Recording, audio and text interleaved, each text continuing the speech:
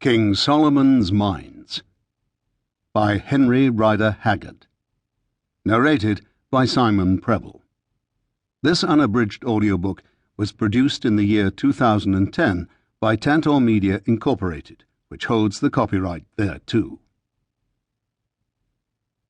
Introduction. Now that this book is printed and about to be given to the world, a sense of its shortcomings, both in style and contents, weighs very heavily upon me. As regards the latter, I can only say that it does not pretend to be a full account of everything we did and saw. There are many things connected with our journey into Kukuanaland that I should have liked to dwell upon at length, which, as it is, have been scarcely alluded to. Amongst these are the curious legends which I collected about the chain armour that saved us from destruction in the great Battle of Lu, and also about the Silent Ones, or Colossi, at the mouth of the stalactite cave. Again, if I had given way to my own impulses, I should have wished to go into the differences, some of which are to my mind very suggestive, between the Zulu and the Kukuana dialects. Also, a few pages might have been given up profitably to the consideration of the indigenous flora and fauna of Kukuanaland. Then there remains the most interesting subject, that, as it is, has only been touched on incidentally, of the magnificent system of military organization in force in that country, which, in my opinion, is much superior to that inaugurated by Chaka in Zululand, inasmuch as it permits of even more rapid mobilization, and does not necessitate the employment of the pernicious system of enforced celibacy.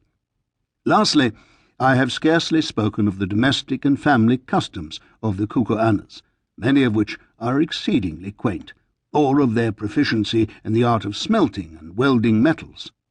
This science they carry to considerable perfection, of which a good example is to be seen in their tolas, or heavy throwing knives, the backs of these weapons being made of hammered iron, and the edges of beautiful steel welded with great skill onto the iron frames. The fact of the matter is, I thought, with Sir Henry Curtis and Captain Good, that the best plan would be to tell my story in a plain, straightforward manner, and to leave these matters to be dealt with subsequently in whatever way ultimately may appear to be desirable. In the meanwhile, I shall of course be delighted to give all information in my power to anybody interested in such things. And now it only remains for me to offer apologies for my blunt way of writing. I can but say in excuse of it that I am more accustomed to handle a rifle than a pen, and cannot make any pretence to the grand literary flights and flourishes which I see in novels, for sometimes I like to read a novel. I suppose they, the flights and flourishes, are desirable, and I regret not being able to supply them.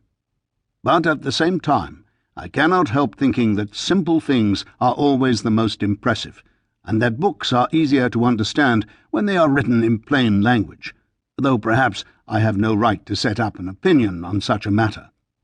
A sharp spear, runs the Kukuana saying, needs no polish, and on the same principle I venture to hope that a true story, however strange it may be, does not require to be decked out in fine words.